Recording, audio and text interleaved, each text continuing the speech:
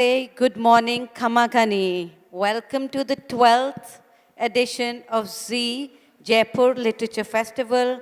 We are here at the Barba Hall, Wilding, the Return to Nature. In Wilding, Isabella Tree, in conversation with Pradip Krishen, tells the story of the Knepp experiment, a pioneering rewilding project in England's Sussex countryside using free-roaming grazing animals to create new habitats for wildlife. Forced to accept that intensive farming on the heavy clay of their land at Knepp was economically unsustainable, Tree and her husband, Charlie, made a spectacular leap of faith. They decided to step back and let nature take over. Pradip Krishen writes about trees and restores degraded landscapes. He created the Rao Jodha Rock Park in Jodhpur. Can we please give them a round of applause? We do have their books, and they will be signing their books after the session by the book signing area, which is on the left of the bar hall. Thank you. Thank you. Welcome, Isabella. Really looking forward to this chat with you.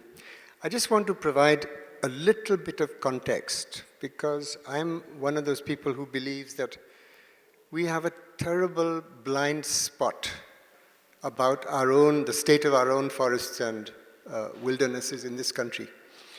We don't seem to be able to look at the issue straight in the eye. We publish statistics every year from the Forest Survey of India, that says that our forests have increased by 11 square kilometers and 17 square kilometers. But we don't really look at the quality of the forests or the trees that have actually been increasing, and they're more than likely to be invasive species. The forests and the state of the forests don't figure on any political platform or any of the manifestos of any political party in this country. And I have very little doubt that our forests are degrading very, very rapidly. It's almost as though we lack ideas. Our forests, the powers that be don't hesitate to denotify forests for a road or for a dam or for a railway. And there's something terribly wrong about the way in which the forest department has shaped up. The forest department was formed in the middle of the 19th century using a Germanic model, which essentially looked at forests as plantations. The ideal forest was a plantation of only those trees which were considered to be useful to mankind. And we have gone on that terrible journey. But if we lack big ideas, here's a big idea. And I'm very, very happy to introduce to you Isabella Tree and Charlie Burrell, who have a big idea, which I hope we're going to explore for the rest of this talk. Isabella, tell us about your idea. Well, it sort of came about by, it's not quite accident, but we have 3,500 acres in Sussex in England, so just south of London, in the busiest, most congested area underneath the Gatwick stacking system. And Charlie inherited it from his grandparents in the 1980s. And it was already a failing farm. It's intensive arable and dairy. And it was just losing money hand over fist. We thought we could turn it around. Charlie had been at agricultural college and felt, child of the Green Revolution, we could turn it around. So it's on very poor clay soil, so it's very marginal land anyway, and it had only ever been really intensively farmed since the Second World War. But we just continued that tradition really unthinkingly, and Charlie, felt that he could turn it around by more chemicals, more pesticides, more nitrates, bigger machinery, all the efficiencies that you're supposed to make in the modern day as big farmers.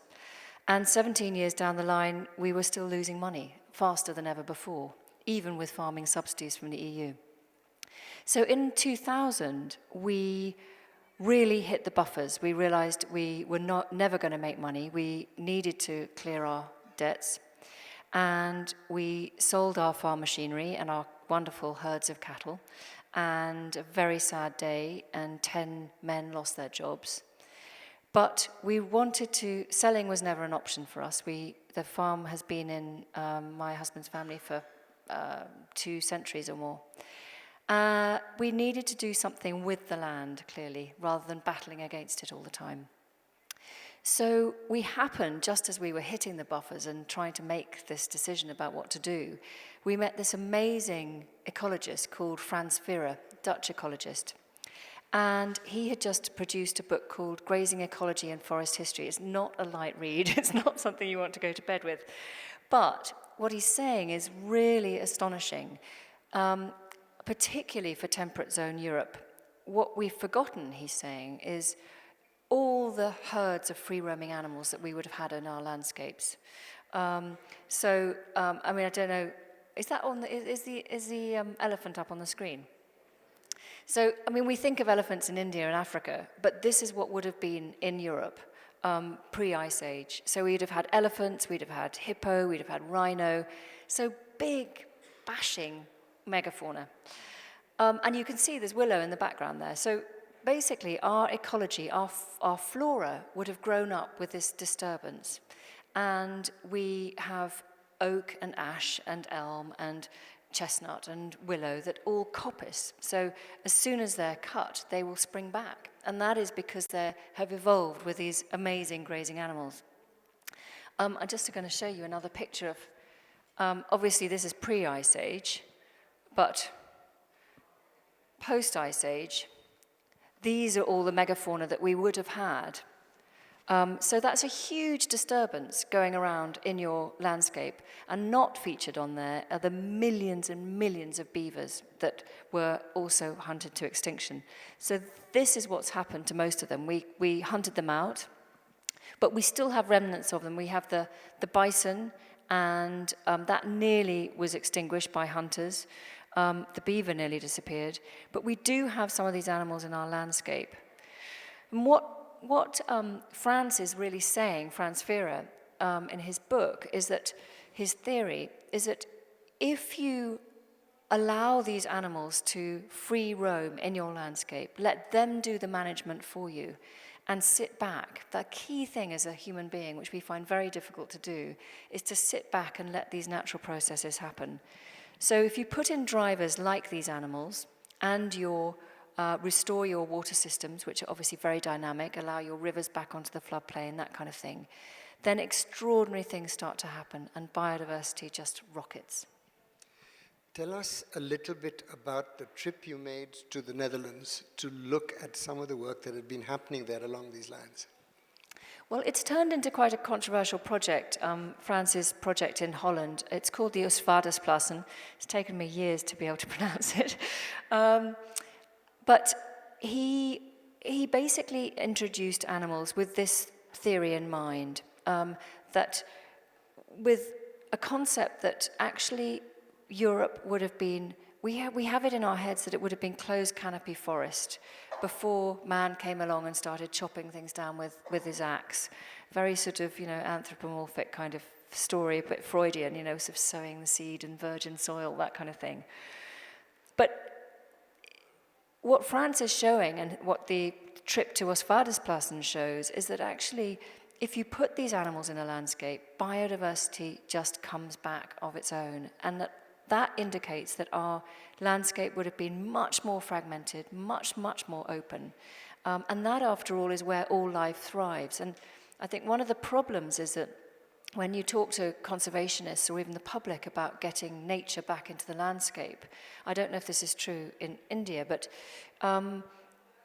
they talk about restoring forest, trees, and they mean trees by that. I think as a botanist, your notion of forest is much, much more nuanced. But closed canopy forest is actually very species poor. And what you want is the dynamism, you need those animals, that animal disturbance trashing up the vegetation succession in order to get all those margins, those messy, different little margins, those habitats running together where biodiversity can take off. And also just thinking that most species, particularly when you're getting down to insect level, have different habitat, need different habitats in their life cycle. So you can't just provide one for them. I'm interested in, the big step that you took to decide that, all right, no more farming. How did you then take the next step? Because it must have been a huge step to actually decide that you were going to take the plunge in some way. And how did you fund it? Well, we didn't sort of do it overnight. It wasn't the whole estate overnight. We weren't that brave. We started with a park restoration around the house, and that was with government money that funded this restoration. It had been a park that had been designed in the sort of early 1800s. And that really gave us the vision, because suddenly... How big was that? It's about 350 acres, directly around the house where we live. The house sits right in the middle of the estate. And suddenly, we were hearing insects. We'd completely forgotten, or didn't know we were missing them. And of course, once you've got your insects back, you start getting birds back. And it was that little moment when we had a little bit of natural land around us that we suddenly thought, God, there's real, potential here. So then we began to roll it out across the whole estate over a period of about 6 years. Funding, eventually, it took us a while to persuade government to give us the funding for the final tranche of the project. They wanted a lot more testing, a lot more, sort of environmental impact studies. And the whole thing about rewilding is that you don't know what's going to happen. So you just have to do it and see what happens.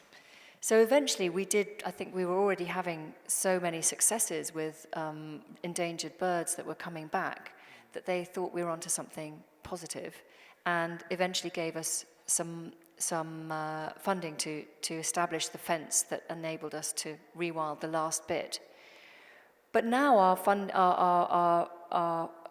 fortunes have completely turned round. We now run an ecotourism business. We have 4,000 or 5,000 people who come and go on safaris to see British wildlife. So it's like an African model, but come and see our wonderful British wildlife.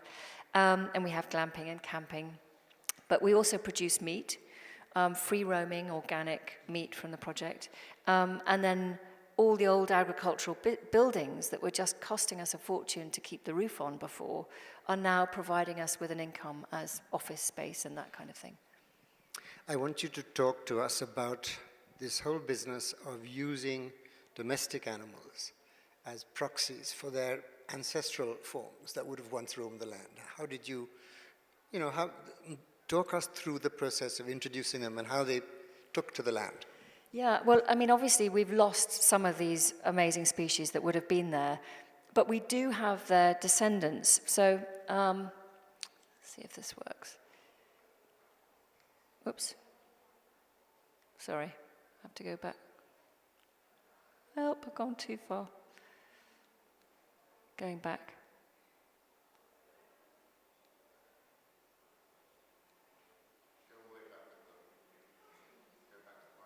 I am trying. There we are. Okay. So the first one we introduced was our wonderful Old English longhorns, and they're standing in for the aurochs, which is, the original cow. So for us, it was just lucky that we chose this particular species, this particular breed. It's an old breed that's been around in England for a very long time, before the Industrial Revolution. But it's very hardy. So all the breeds that species that we introduced have to be able to live outside all year round. We don't supplementary feed them. We provide no buildings for them to shelter in. So you can see that these animals browse as much as graze. They don't just eat grass. They're doing all sorts of exciting things to the vegetation. But for us, the longhorn is really exciting because, like all cows, it can, in Europe, they will carry 230 different seed species in their gut, their hooves, and their fur. So they are moving flora around the landscape. And I think that's one of the things we've forgotten. about the big migrations that would have happened in the past. It's not just moving flora, it's moving nutrients as well and minerals from one place to another. They're eating in one place, dunging out in another. And that's a hugely dynamic process that's completely lost when we've got our sort of static farming system today. Then we've got Exmoor ponies. They're standing in for the tarpan, the original horse. Again, really interesting studies being done in Africa about the relationship between equines and bovines. In Africa, they've worked out that if you have a number of cattle grazing an area with equines, be they donkeys or zebra, they will actually put on 60% more weight than if they are just grazing on their own. And you'd think that's completely counterintuitive, but like so much of rewilding, it happens to be true that what's happening is that the horses are grazing differently. They're eating all the rough stuff that the cattle literally can't stomach. And that provides opportunities for the grazing that the cattle actually benefit from. So, I mean, I think it's lovely just to think in the past of, herds of tarpan moving through the landscape with aurochs grazing behind them. And then we've got 3 different types of deer. So we've introduced, we had roe deer in small numbers anyway, but we've got fallow and red deer. And again, they're sort of heavy hitters. They'll browse. The red deer will even debark trees in the winter. And they'll, they trash the water margins again. So they're creating all this messy habitat where other species can move in. And then that's my favorite. That's the Tamworth pig standing in for a wild boar. There's this mad kind of Dangerous Wild Animals Act in Britain, which was supposed to deal with pythons and things, pet pythons, but actually it covers wild boar as well. So you can't introduce them. We couldn't have wild boar. But if they find us on their own, because there are escapees out there in the landscape, then they will, we can have them. But we've just got to wait for them to arrive. And they're a few miles away, so we hope that they'll bash down our perimeter fence and be tempted by these beautiful Tamworths.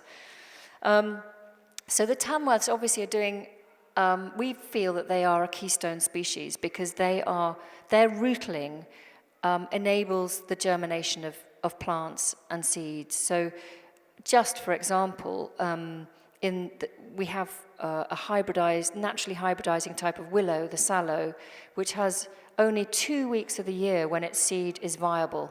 And it has to find damp, bare soil in May for 2 weeks in order to grow again. And it's the pigs that are providing that opportunity for sallow to regenerate. And because of the sallow, we've now got this amazing butterfly. It's the second largest butterfly in the UK and very rare, called the purple emperor. And we are now by far the biggest hotspot for purple emperor butterflies. Are these photographs representative of the whole estate, or are they special spots? Because it looks amazingly like, a national park of prime quality. I know, it sort of almost looks a bit like Africa, doesn't it? But the park around the house is still quite formal because that's where we kicked off, and that's still like a kind of rather formal Repton park. But the rest of it is looking like this. And yeah, it's astonishing. I mean, this is a landscape that literally what you're looking at here was fields of maize, fields of wheat in 2004, 2006. That's amazing. I want to ask you how the idea has traveled within England, both among just other people who have farms and who are disappointed with what agriculture is doing for them, but also with government agencies that fund these things or are looking at agriculture worriedly because people then are, in danger perhaps of stopping their agricultural work. Well, I think it's astonishing what's happened, and I think it is all a question of timing. I think if I'd brought this book out 15 years ago, it would have disappeared without trace. But I think what's happening now is we've just reached a tipping point where people, and not just policymakers, but and conservationists, but the public, are beginning to feel we're losing wildlife so fast that we have to do something radical. We have to think differently. And I think a lot of it comes down to the soil. I think we have these reports which I think are terrifying, that, you know, across the globe we only have 60 harvests left before we have any topsoil, no topsoil in which to grow anything. In Britain, in some places, it's only 15 years in the fens before we can't farm there anyway. So clearly there's a desperate need to get soil back. And this is what's happened that's very interesting at Knepp, is that over just a very short period of 20 years or less, we have doubled the carbon content of our soils. We have doubled the microbial organisms in the soil. We've tripled the mycorrhizal fungi. So they're coming back into good heart. And so what Knepp is demonstrating is that in a very short space of time, you can do positives for the land, like restoring soil. And the government, of course, is very interested in this, but increasingly interested in all the other ecosystem services, if you like, that land can provide, like flood mitigation, holding on to water, and, you know, we've been looking at, you know, desert areas here, and it's clear that if you don't have your soil structure, if you don't have your plants, that ecosystem functioning, your water and your soils are just going to vanish. So all this, I think, is making people think differently, and it's very, very exciting. We have government ministers and policymakers all the time looking at Knepp now, which is really encouraging. And other landholders beginning to nibble at the idea and say, we want to do this too? Yeah, that's what's very exciting. A lot of British landowners are feeling the same way. And there's at least 2 or 3 projects that we know about, people who've been visiting us, which are on the cusp of change and doing this kind of thing. Farmers, I think, are still very much in that farming mindset. They've been driven so long by subsidies from Europe into this mindset of just production, that I think farmers find it very difficult to think differently. Their wives are quite interesting. They're usually the first to cotton on. But I think there is definitely a move to change.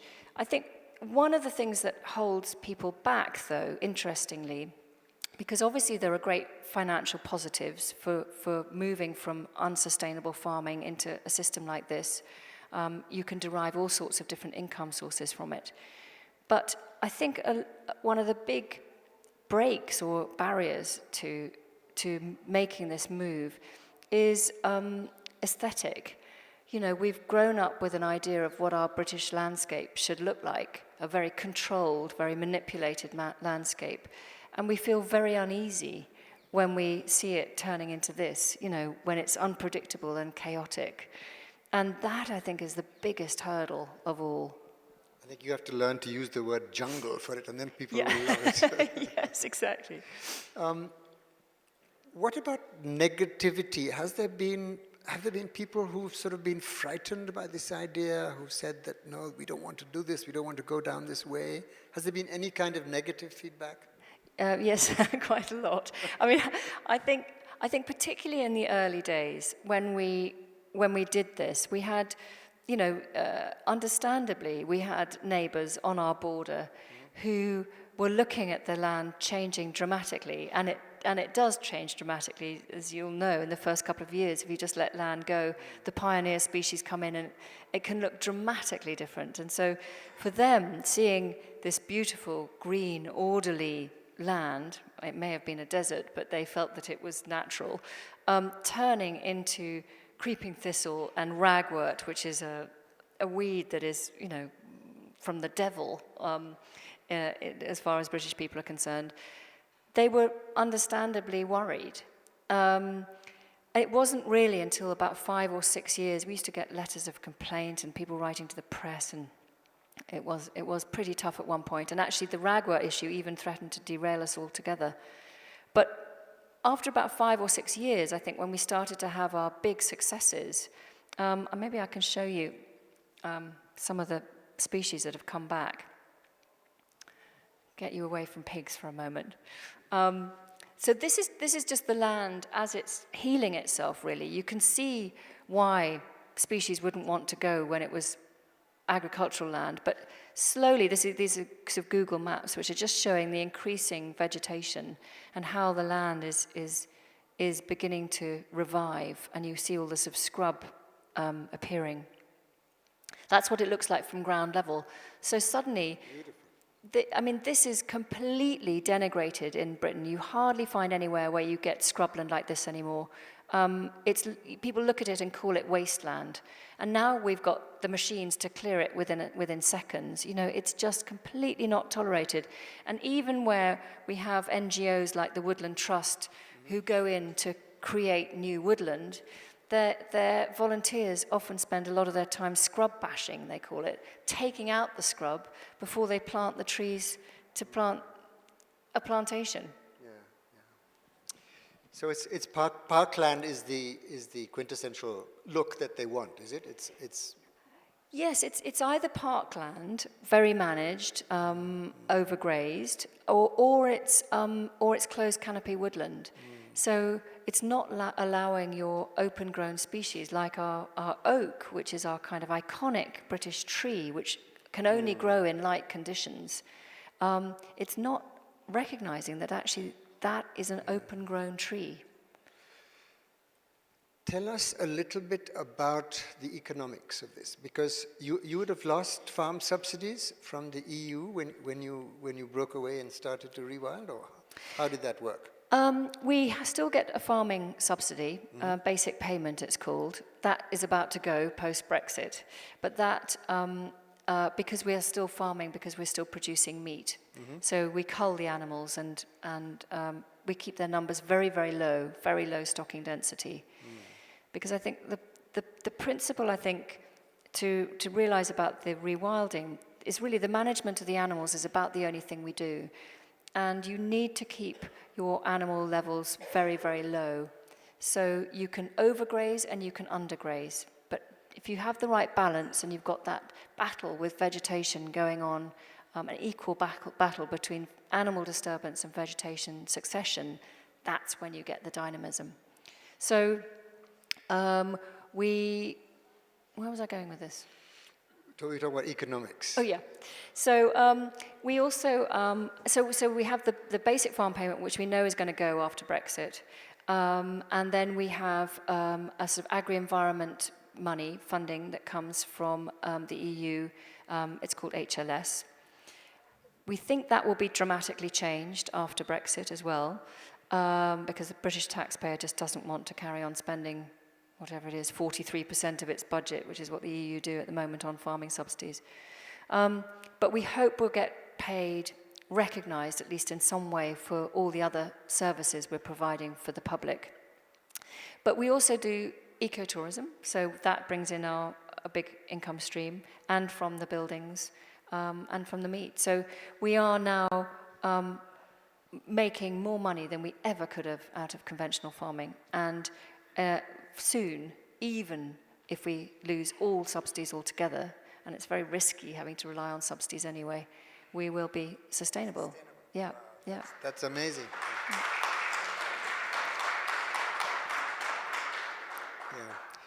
Yeah.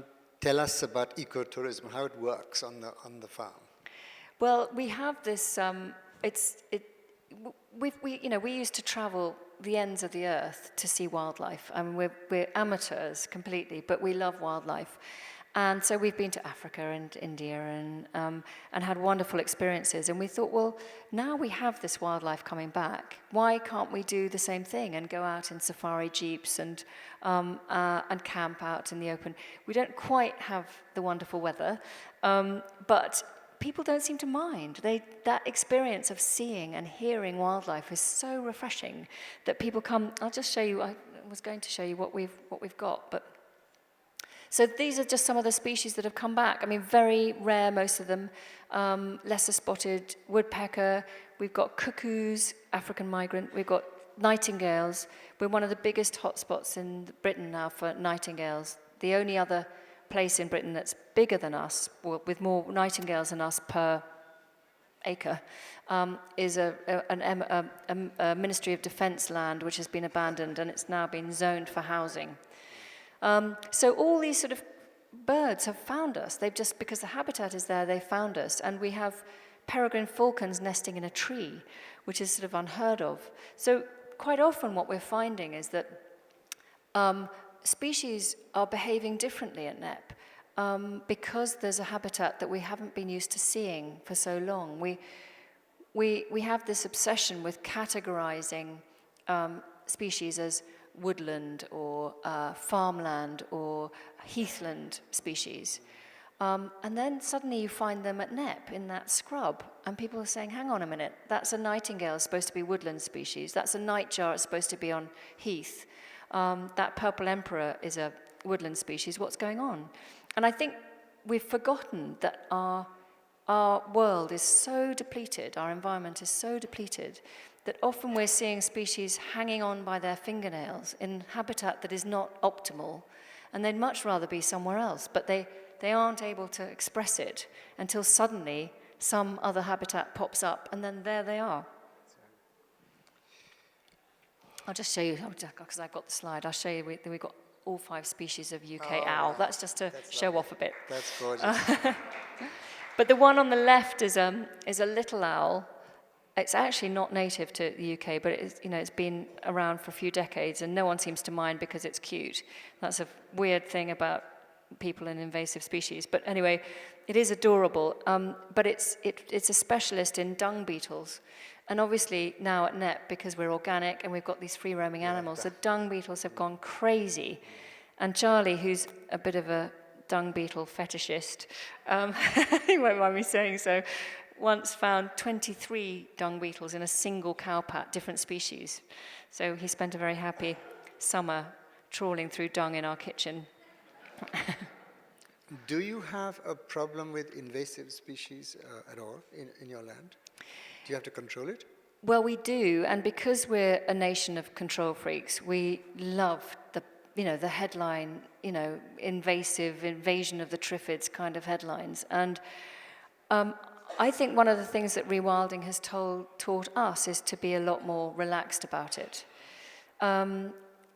Even species like Himalayan Balsam, which is occurring now on its own in Britain, is actually, I think, has been shown to be more beneficial than negative.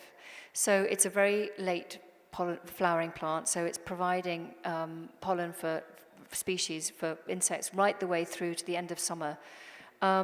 It's actually not that much of a problem.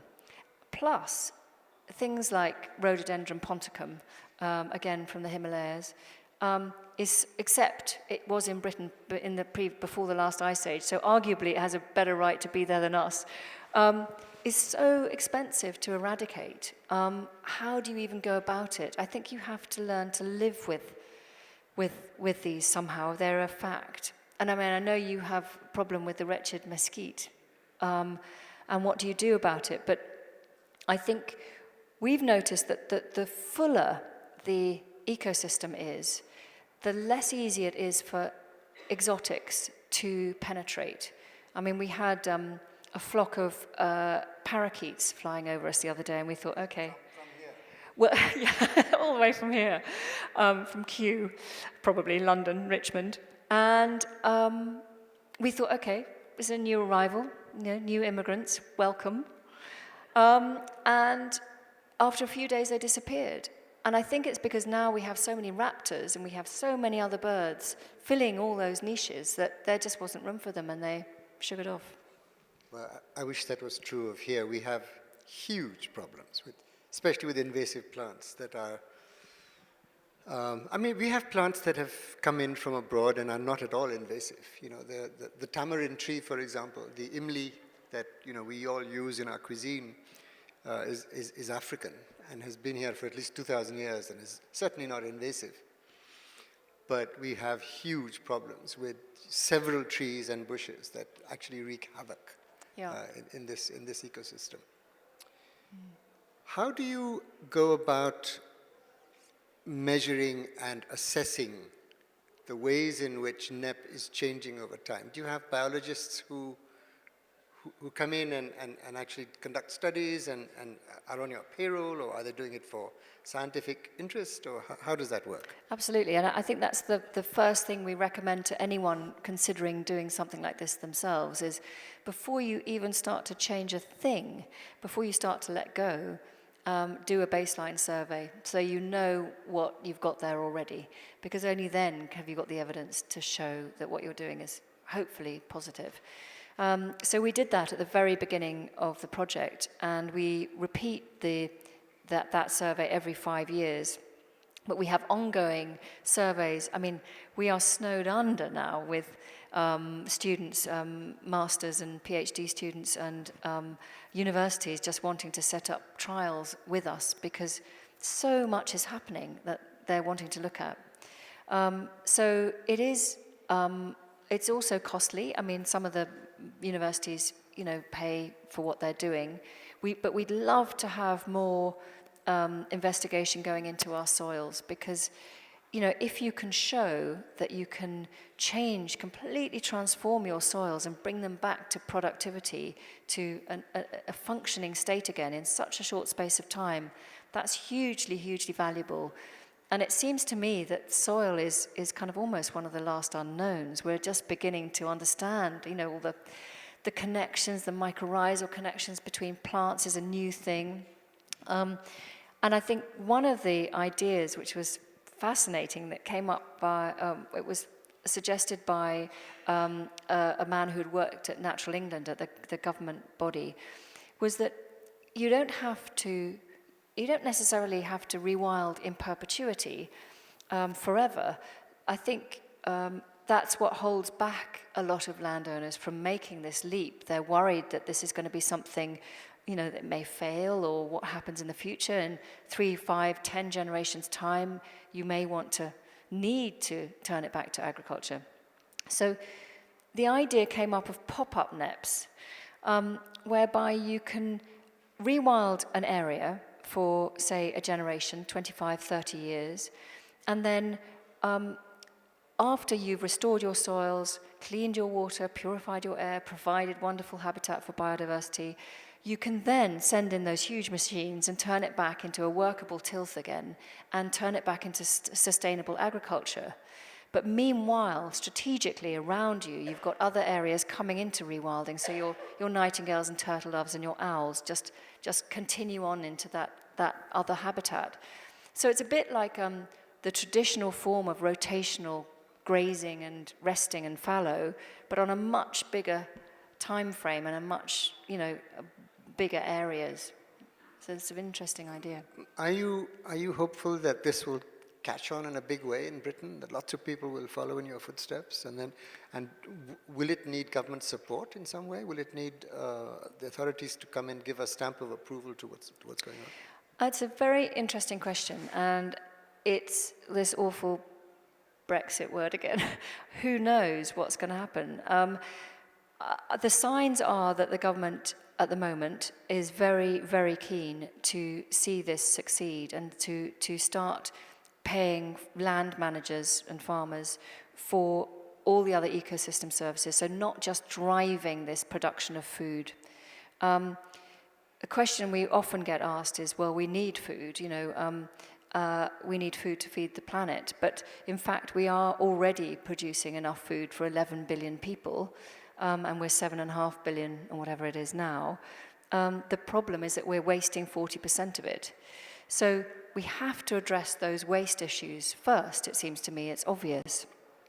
But even so, we are getting technologically much more skilled at producing more food off smaller areas of land. And in Europe, we're looking at the abandonment of 30 million hectares of land by 2030. That's a huge amount of land abandonment.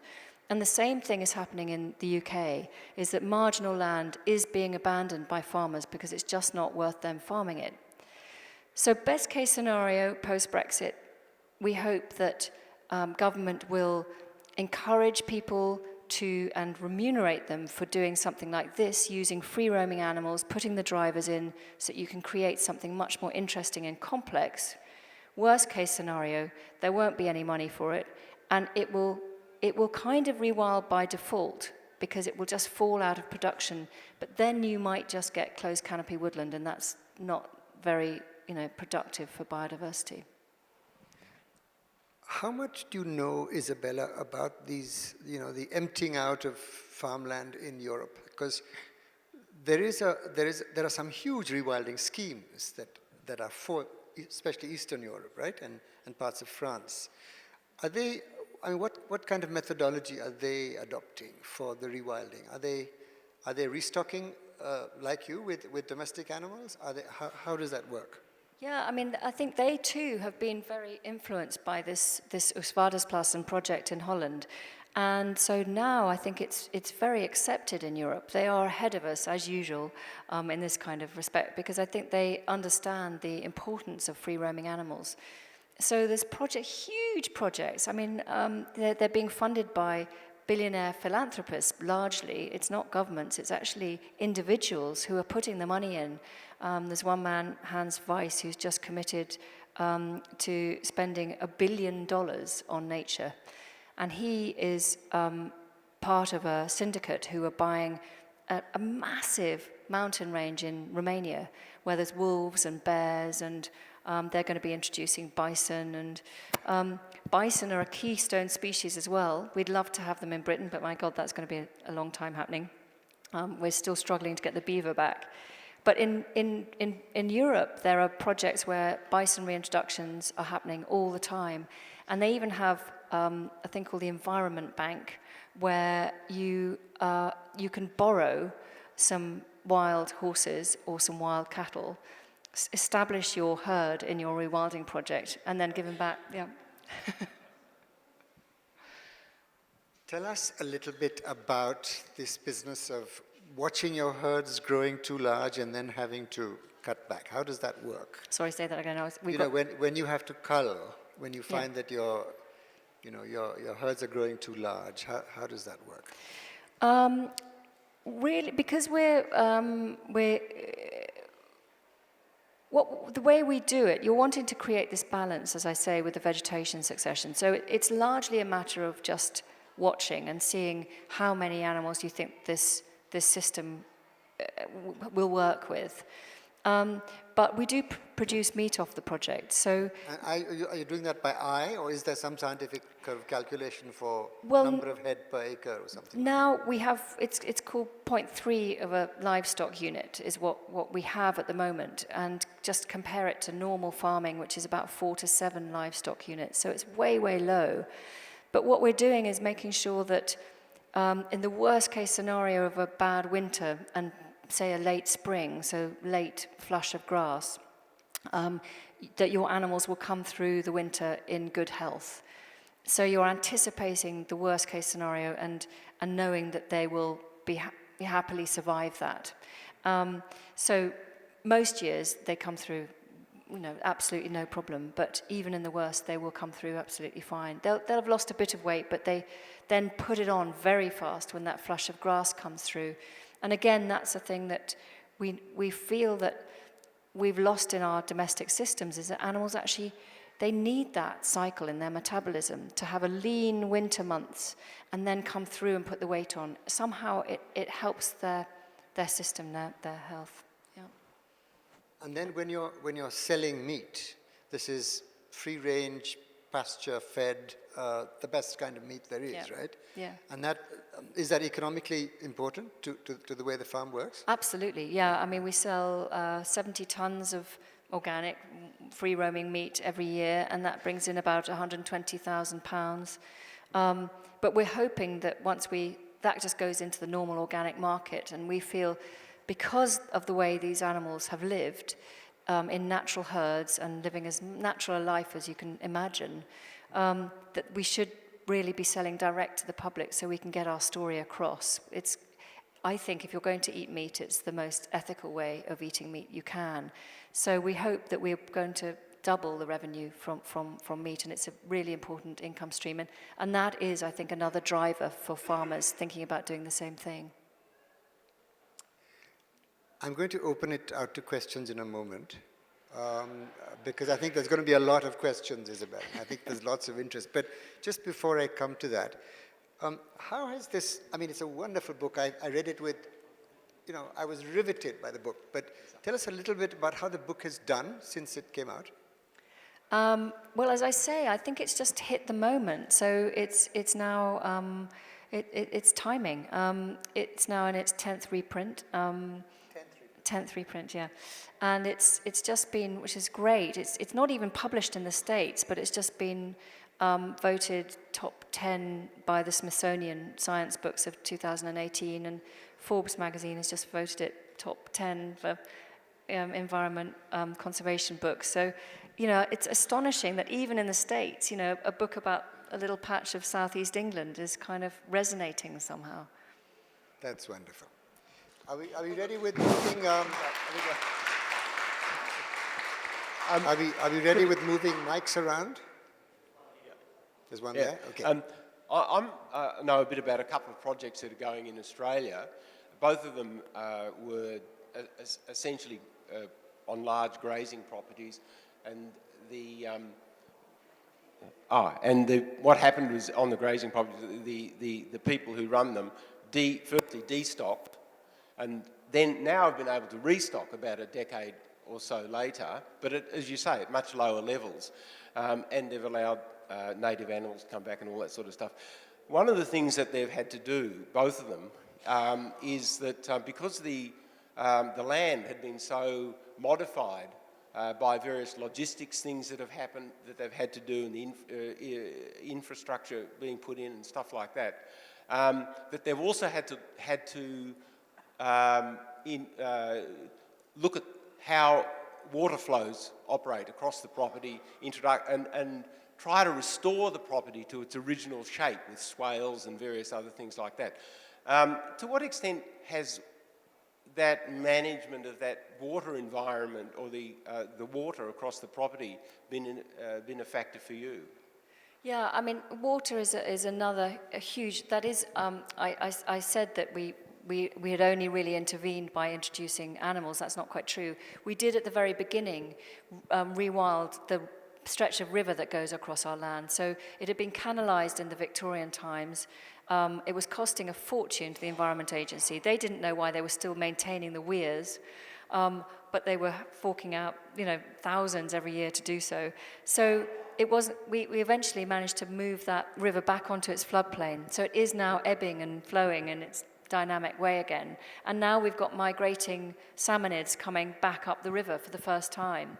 So water is obviously hugely important, and it's a very quick way of getting dynamics back into the landscape. And for us, just smashing up the old drains, which was great fun, that had been, very ineffectually getting the water off the land for farming, and allowing the water just to sit where it was, immediately brought in wetland birds. It helped hold water back from downstream, so towns downstream are less likely to flood because of what we're doing. So the natural hydrology is a very easy and quick way to kickstart the system.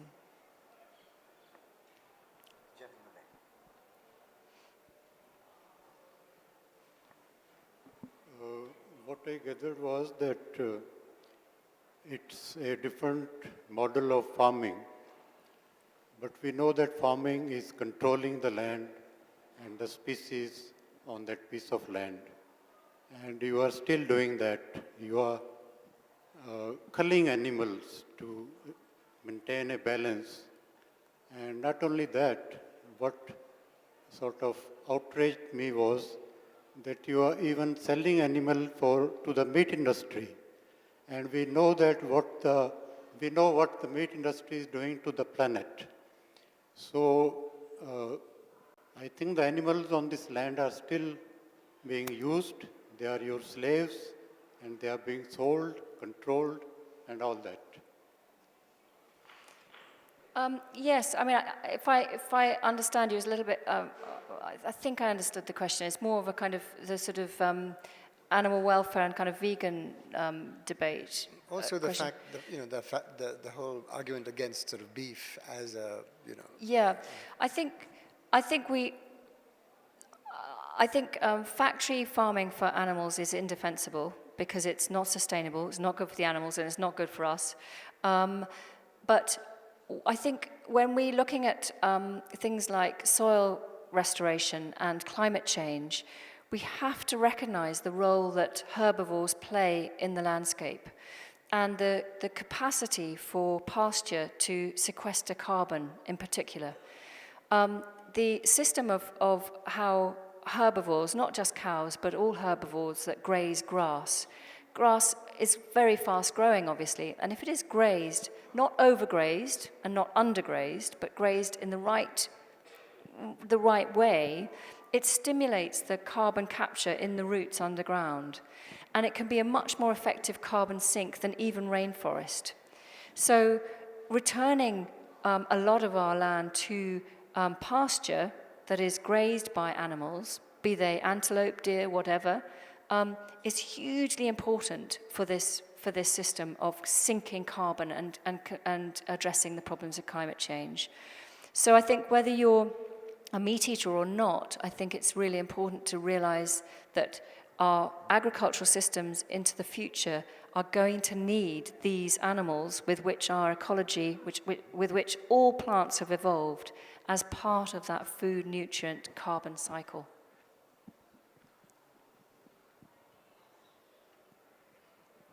Wonderful. Is that on? Wonderful stuff. I wouldn't have thought I'd be able to say in English revolution, but that's what you've done.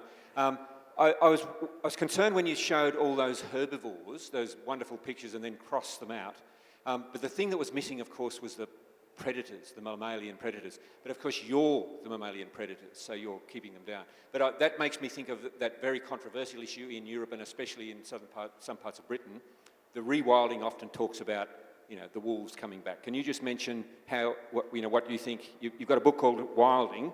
It's got to include the predators as well at some stage. Absolutely. I think it's, one has to be pragmatic. We're a relatively small, comparatively small area in busy southeast England, and the wolves would be perfectly happy in southeast England. We've seen them wandering around Germany. Germany now has 400 packs of wolves. We have more wolves in Europe now than in the United States. We have 10 times as many bears, brown bears, as the United States has grizzlies. So predators are coming back in Europe, and we're learning to live with them. In Britain, we are very, very, very insular, and we don't like the idea of predators. We hardly like the idea of a beaver, although I think that is going to come back. But so wolves, I think, in southeast England are not going to happen, at least not soon. I think what might, and we're very aware at Knepp that we're only trying to do something that's sort of with the tools we have available to us. So we're trying to create a more dynamic landscape, but we're very aware that it's without predators. So people often talk about a landscape of fear, and our animals are, quite happily loosely wandering in loose herds. They're not bunched up together as they would be if they were harried by predators. So we don't know what effect that's having on the landscape. We're hoping, I think, that lynx might come back, might be introduced, in the foreseeable future, because that is a stealth predator. It preys mostly on roe deer, and we have huge numbers of roe deer, really big problem with excessive numbers of roe deer in Britain. And you'd hardly ever see it, and it wouldn't eat your cat or your dog. So hopefully the British public will accept that. And then maybe, 3-4 generations' time, when we have reconnected our landscape, when we have these wonderful corridors, and we have habitat like this coming back, as webbing throughout our landscape and around our arable land and all that, maybe we could have wolves again. But I think to start suggesting that we're going to introduce them now is a mistake. I think it's better to say, wouldn't it be wonderful to have a landscape that could tolerate wolves in, say, 100 years' time? I think we have time for maybe 3 more questions. Try a woman. So, the gentleman here. A woman. We've had 3 a men. woman, sorry. After this gentleman. And the second row. Okay, so I was just about to say, Isabella, perhaps you've done yourself down a bit. You are the top predator. You couldn't have this system working with animals unless we have a top predator.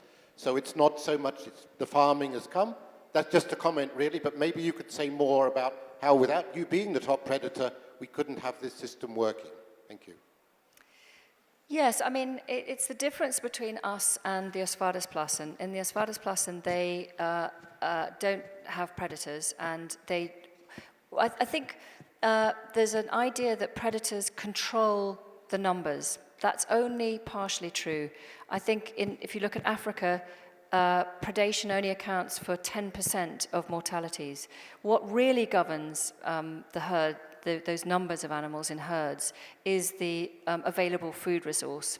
So you have these huge boom and bust cycles in Africa, even in places like the Ngorongoro crater, where the animals can't get out, and you have the largest number of predators per acre anywhere on the planet, I think, I'm right in saying, is that they still only account for 10% of the mortalities. We don't want to see the animals doing that boom and bust thing on our land, and plus it brings in a positive income stream. So yeah, that's a good point, yeah. The lady here in the second row.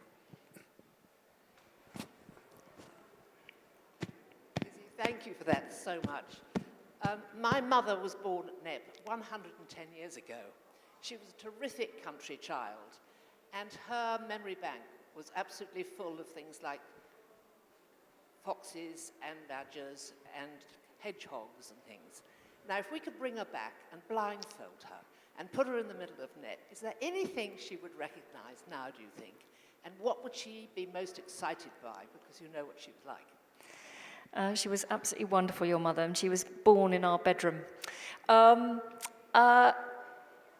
I think that's what's so astonishing, really, is this idea of shifting baseline syndrome, because in your mother's day, it would have looked a lot like this. In between the wars, when it was unproductive before farming subsidies, before they drove this system of turning everything into wheat belt, it would have looked a lot like this. And Charlie's father remembers partridges in every field. It was very scrubby. We've got these photographs of the men hoiking out the scrub in the war as part of the war effort. So it would naturally, a lot of it would have looked like this.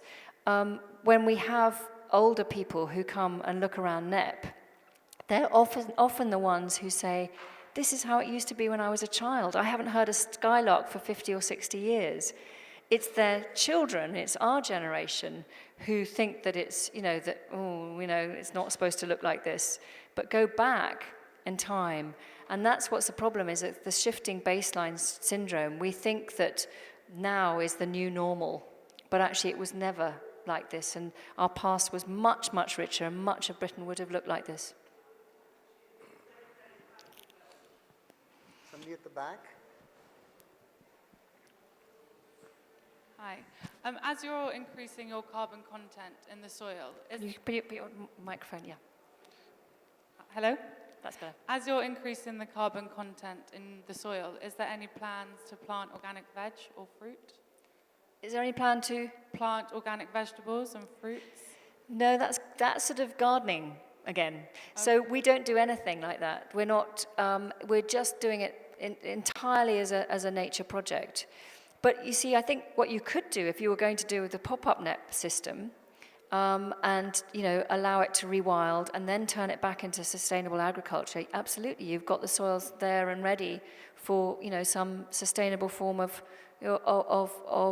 agriculture or gardening. Absolutely.